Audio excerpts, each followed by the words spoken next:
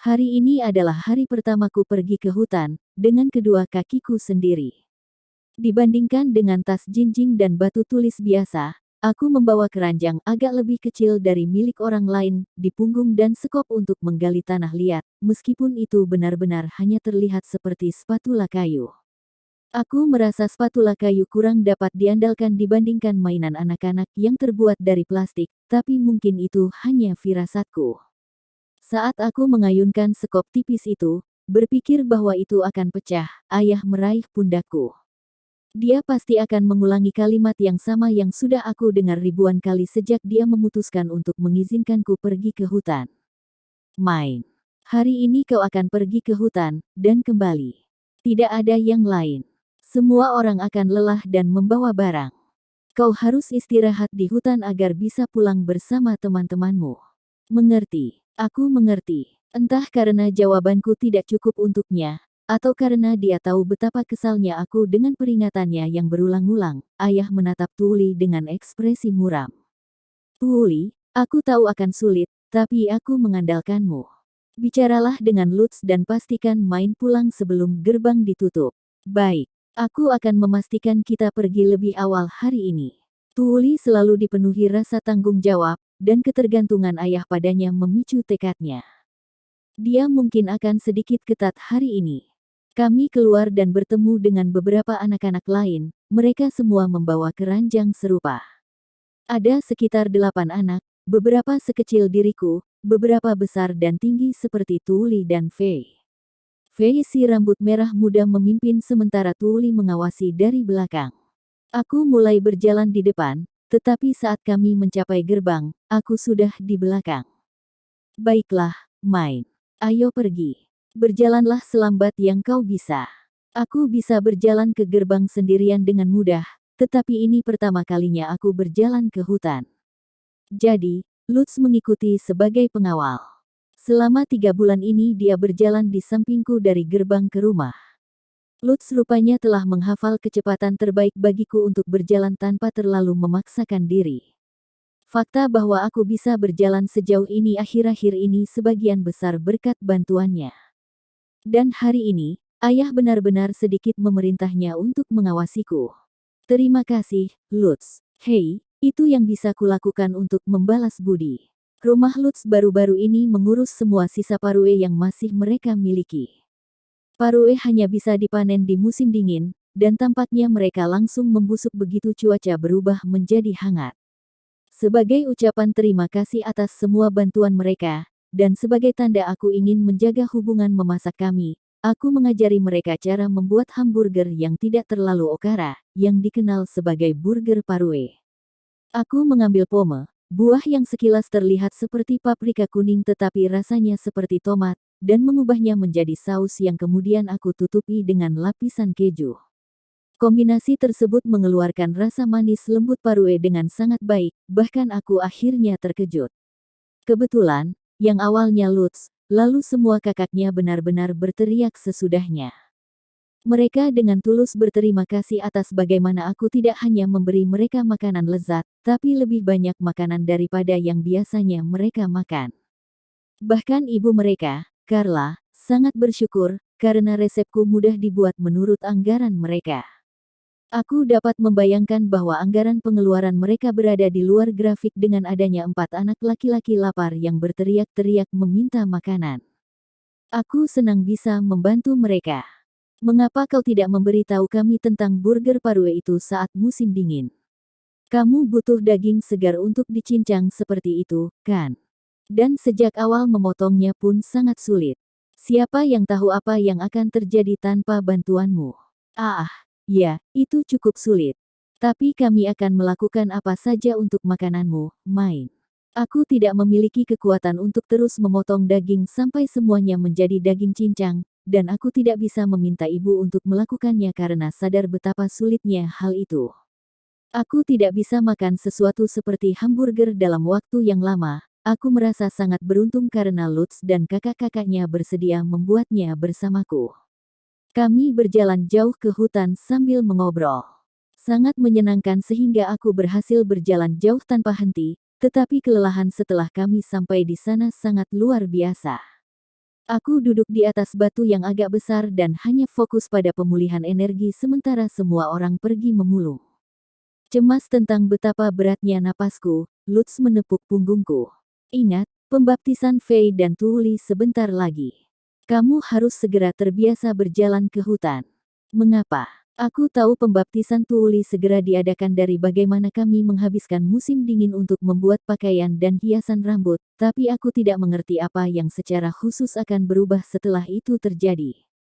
Begitu seorang anak kecil dibaptis, mereka mulai kerja magang, bukan?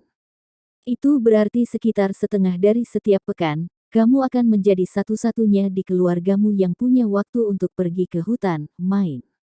Aku membuka mataku lebar-lebar karena terkejut. Tuuli memulai pekerjaan magang berarti aku harus lebih banyak membantu di rumah mengantikannya.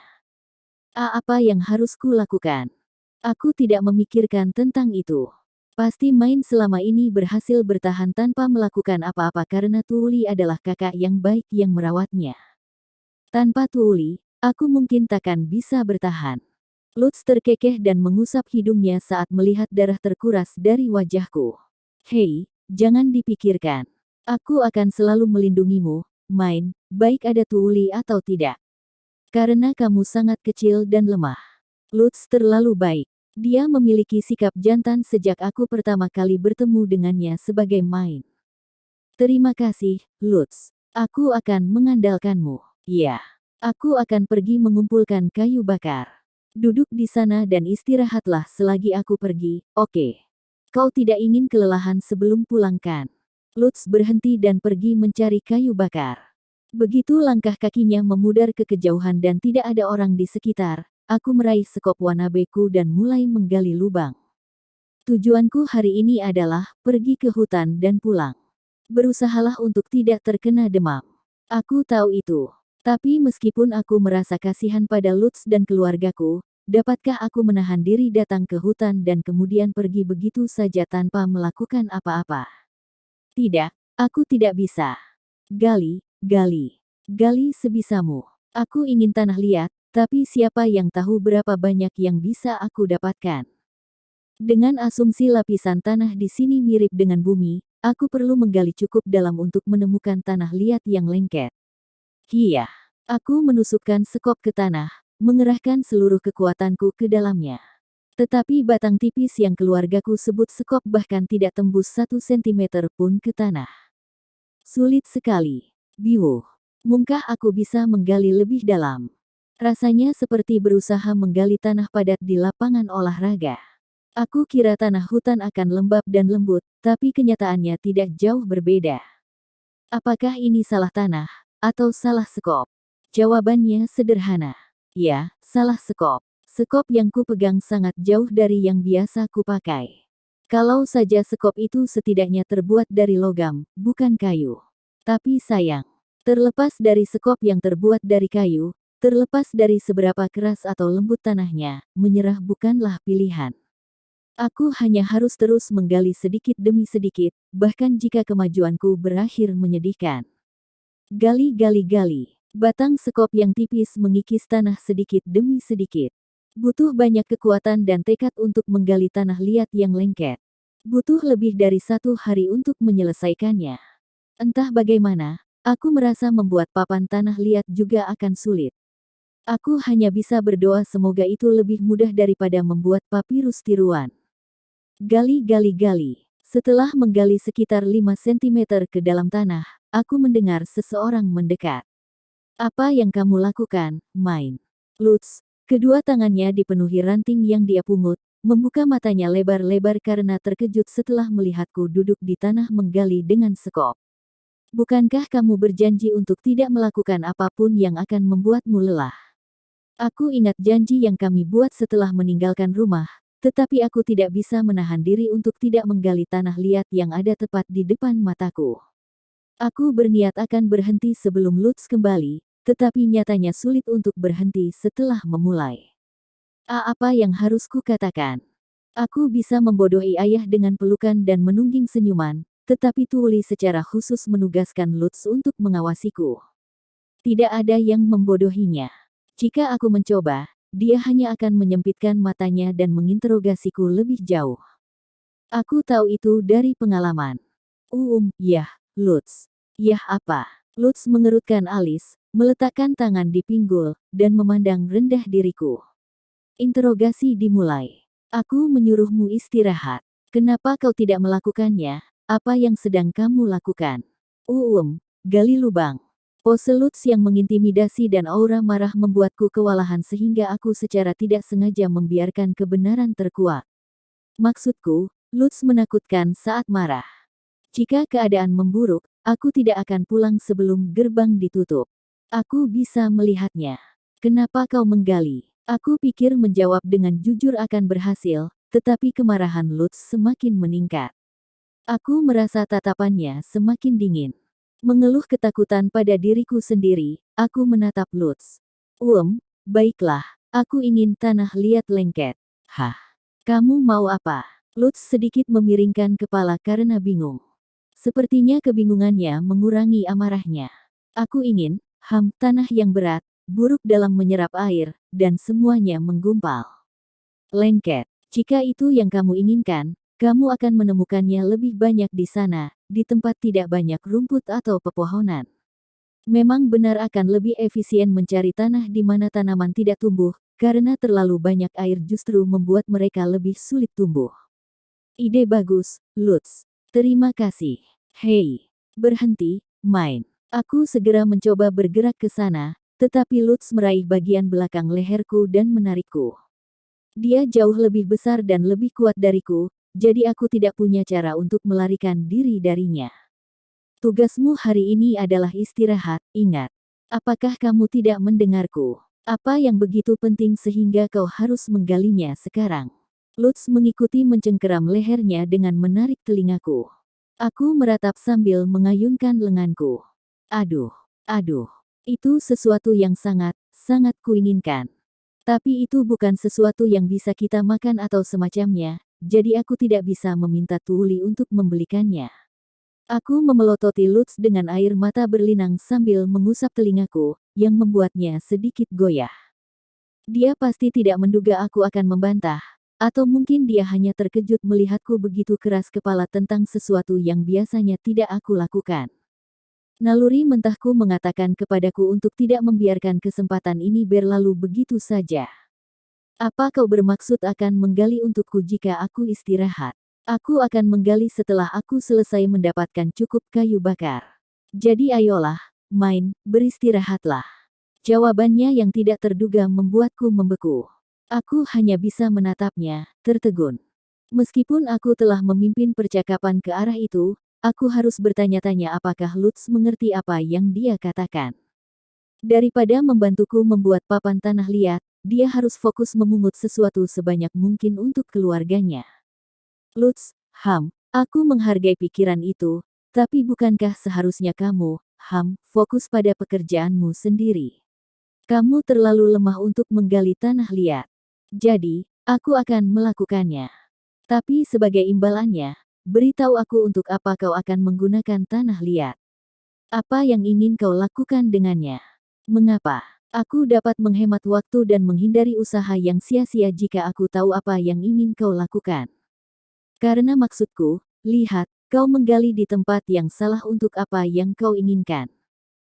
Aku tidak bisa membantah.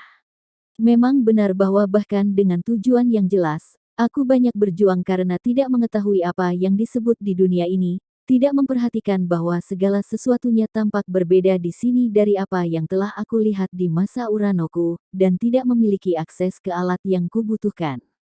Berkat Lutz yang dengan tegas menunjukkan kesalahanku, aku tahu bahwa dia tidak mengatakan dia akan membantu tanpa berpikir, tapi aku tidak tahu mengapa dia bersedia membantu. Itu membuatku merasa aneh. Mengapa kau bersedia membantuku, Lutz? Maksudku, kau membuat kue parue itu untukku ketika aku begitu lapar kan? Hari itu aku memutuskan untuk membantu apapun yang kau butuhkan. Tidak peduli apapun itu. Biuh. Hanya itu. Dia akan membantuku menggali tanah liat hanya karena itu. Jujur, aku sulit untuk memahami kesediaan Lutz melakukan kerja paksa untukku, tapi mungkin dia tipe orang yang sangat peduli untuk membalas budi. Jika dia ingin membantu, aku tidak masalah. Aku merasa agak tidak enak hati tentang itu, tetapi ketika menyangkut masalah kekuatan, aku akan menyerahkan semua kepadanya. Oke, Lutz, aku serahkan padamu. Aku hanya bisa menunggu di sini. Baik, aku akan segera kembali. Lutz benar-benar selesai memungut kayu bakar dalam waktu singkat. Dia kemudian membawaku ke tanah dengan drainase air yang buruk. Itu lokasi yang lebih rendah di hutan, dengan tanah miring mengelilinginya. Seharusnya di sekitar sini. Lutz mengambil sekop seperti ranting yang kubawa dan mulai menggali. Main. Kau tahu, setelah kupikir-pikir, kenapa kau membawa sekop ini? Kamu tidak pernah berniat menepati janji kita, ya? Ah. Itu, yah, aku sangat bersemangat untuk pergi ke hutan. Aku hanya tidak sengaja membawa barang yang kubutuhkan. Lutz sedikit tersentak, dan mendorong sekop dengan keras ke tanah seolah-olah untuk melepaskan emosinya yang membara.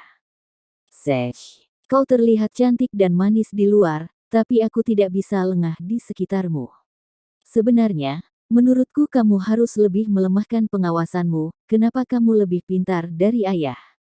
Pak Gunter terlalu lembut padamu. Aku hanya bisa menonton dalam diam saat Lutz memakai amarahnya untuk mengorek. Entah bagaimana, batang itu terus melaju di tanah. Tidak seperti galianku, tanah semakin terlempar sepotong demi sepotong. Itu sangat aneh, aku tidak bisa memahaminya. Apa dia lebih kuat dariku? Apakah dia memegang sekop dengan berbeda? Apakah ada trik? Tunggu, apakah ini hanya firasatku atau apakah warna tanahnya berbeda sekarang? Setelah Lutz menggali sekitar 50 cm ke dalam tanah, tanahnya berubah warna. Apakah ini yang kau inginkan? Aku mengambil sebagian dan mencoba meremasnya di tangan. Tanganku terasa dingin, berat, dan berubah bentuk. Ini pasti tanah liat lengket yang selama ini aku cari. Ini dia. Aku butuh waktu berhari-hari untuk menggali sejauh ini. Kau luar biasa, Lutz. Sangat kuat. Tidak ada pria hidup yang tidak lebih kuat darimu, main. Meski terdengar kesal, Lutz terus menggali tanah liat. Dengan perasaan pusing, aku membawa bongkahan tanah liat dan meletakkannya di atas sebuah batu besar, sedikit demi sedikit. Aku ingin tahu berapa banyak papan tanah liat yang akan dibuatnya. Itu saja membuatku sangat menyukai tanah liat ini, sama konyolnya dengan kedengarannya. Jadi, untuk apa kamu membutuhkan benda ini? Aku akan bikin papan tanah liat. Papan tanah liat, Aku mengambil tanah liat itu, diperoleh melalui kerja keras Lutz, dan meremasnya menjadi bentuk papan tipis. Aku kemudian mengambil tongkat kecil di dekatnya dan mulai mengukir cerita pengantar tidur Jepang yang diceritakan ibuku. Aku lebih suka menulis dalam bahasa dunia ini, bukan bahasa Jepang, tetapi Otto hanya mengajariku kata-kata yang berkaitan dengan pekerjaan. Aku bisa menulis template dasar untuk surat pengantar, dan aku bisa menulis berbagai hal yang berhubungan dengan jabatan bangsawan, tapi aku tidak bisa menulis kata-kata yang berhubungan dengan kehidupan dasar sehari-hariku. Apakah itu huruf yang kamu tulis? Pada dasarnya. Jika aku menulis sesuatu di sini, aku nantinya bisa mengingatnya hanya dengan membaca. Catatan tertulis itu luar biasa, bukankah begitu? Dan buku hanya diisi dengan catatan tertulis ini, jadi bahkan lebih menakjubkan. Wow, Lutz, terima kasih telah menggalikan tanah liatnya. Kau sungguh menyelamatkanku. Jika masih mau mengumpulkan barang, silakan. Aku akan duduk di sini dan menulis. Benar, lebih baik kau diam saja. Aku sedang menulis cerita yang secara estetis mirip dengan Para Peri dan Pembuat Sepatu, edisi Isekai. Sungguh kisah epik yang bahkan jika kuukir setiap papan tanah liat dengan huruf, aku perlu 10 papan untuk menceritakan keseluruhan cerita. Yay! Aku sudah selesai. Setelah menulis kata terakhir dan menyelesaikan berbagai hal dengan kata tamat, aku terpesona dengan rasa pencapaian yang luar biasa. Wow! Papan tanah liat. Aku menyelesaikan papan tanah liat. Oh peradaban Mesopotamia yang agung dan perkasa, semoga kau jaya selamanya. Aku akan benar-benar rampung begitu aku memanaskan papan di perapian, sehingga papan-papan itu tidak akan pecah. Aku meremas tongkatku dan berbalik untuk melihat papan jadi lainnya yang telah aku tumpuk di atas satu sama lain. Gyaaaaaaaaaaaah. Aku menepuk pipiku dan berteriak sedemikian rupa sehingga membuatku seperti gambar menyembur dalam deskripsi karya Edvard Munch. Apa yang aku lihat di hadapanku begitu luar biasa sehingga pikiranku menjadi putih. Lutz, memegang keranjang pengumpulnya, bergegas kembali ke tempatku berada. Ada apa, Main? Fei menginjaknya. Dia mengacaukannya. Owaah. Paruh pertama cerita yang telah kutulis lebih dari setengah sebenarnya telah berubah menjadi bubur di bawah kaki Fei dan teman-temannya. Papan-papan itu hancur berantakan dan langkah kaki yang menutupinya membuat teksnya tidak bisa dibaca. Aku akhirnya berhasil menyelesaikannya, jahat sekali. Wah, kalian pikir seberapa keras usahaku untuk datang ke sini? Kalian pikir seberapa sulit bagiku untuk membuat tubuh lemah dan sakit-sakitan ini menjadi lebih kuat? Aku bahkan meminta bantuan Lutz dan Tuuli untuk menyelesaikannya, namun... Idiot bego bodoh. Aku memelototi Fei dan yang lainnya setajam yang aku bisa, menahan isak tangis saat air mata mengalir di wajahku. Kemarahan merasuki tubuhku seolah-olah membuat darahku mendidih, tapi entah kenapa, pikiranku sangat tenang. Aku tahu di dalam hati bahwa aku belum dewasa, tetapi aku tidak bisa menenangkan diri. Fei dan yang lain tersentak saat melihat pelototan mataku dan perlahan mundur, gemetar ketakutan. Aku hampir selesai. Aku tinggal selangkah lagi untuk mendapatkan buku, dan sekarang semuanya kacau. Bagaimana mereka akan menebusnya? Ketika aku mulai memikirkan cara untuk meredakan amarah karena papan tanah liatku yang berantakan, Tuuli datang dengan ekspresi takut, mungkin setelah mendengar teriakanku. Main, ada apa? Dia mengintip untuk melihat wajahku dan segera ekspresinya berubah menjadi ketakutan, seperti Fei. Apa yang terjadi? Kau terlihat sangat marah. Dia mengalihkan pandangan dariku dan melihat sekeliling untuk menilai situasi sambil menghiburku. Main, jangan biarkan dirimu marah. Aku yakin mereka tidak berniat menyakiti perasaanmu, kan? Apakah mereka berniat menyakitiku atau tidak, papan tanah liat yang rusak tidak akan kembali seperti semua. Kemarahan karena semua usahaku menjadi sia-sia tidak bisa diredakan hanya dengan kata-kata Tuuli. Masa bodoh. Aku tidak akan pernah memaafkan mereka. Dengan air mata dan ingus menetes di wajah, aku memelotot sekuat tenaga pada Fei dan teman-temannya saat mereka gemetar ketakutan, sebelum tiba-tiba Lutz menepuk punggungku. Aku ingat kau bilang kau menghabiskan 3 bulan untuk membangun kekuatan hanya agar kau bisa pergi ke hutan dan membuat papan tanah liat. Aku paham mengapa kau marah. Aku paham mengapa kau tidak ingin memaafkan mereka, aku sungguh mengerti. Tapi tidak peduli seberapa marah dirimu, apa yang sudah berlalu biarlah berlalu. Satu-satunya hal yang dapat kau lakukan adalah membuatnya lagi. Dan ya, aku akan membantumu. Jika kita mulai sekarang, kita bisa pulang sebelum gerbang ditutup. Aku akan membantu, Main. Oke. Fei dan yang lainnya merasa bersalah atas apa yang mereka lakukan, jadi mereka akan membantu juga. Oke, ya tentu saja. Kami tidak berpikir itu terlalu berarti bagimu. Maaf, sungguh. Berpegang pada kalimat penyelamat yang diutarakan oleh Lutz dan Tuuli, Fei dan yang lainnya menganggukkan kepala dengan keras dan buru-buru meraih papan yang telah mereka injak. Permintaan maaf Fei dan jaminan bahwa kami bisa membuat papan baru sebelum gerbang ditutup membuat amarahku mengalir keluar. Tetap marah tidak akan seproduktif mulai bekerja membuat papan baru. Baik, aku akan membuat papan baru. Aku sudah kurang lebih berhasil menyelesaikan tulisan cerita di papan yang rusak, jadi pendekatanku dalam membuatnya tidak cacat. Aku harus puas dengan betapa mudahnya itu dibuat daripada papirus. Tapi aku tidak lupa menyampaikan intinya kepada Fei dan teman-temannya. Jangan berpikir salah satu dari kalian akan dapat kesempatan kedua. Rupanya, aku memerintah layaknya ratu dari peringkat, orang top yang seharusnya tidak dibuat marah, untuk beberapa waktu.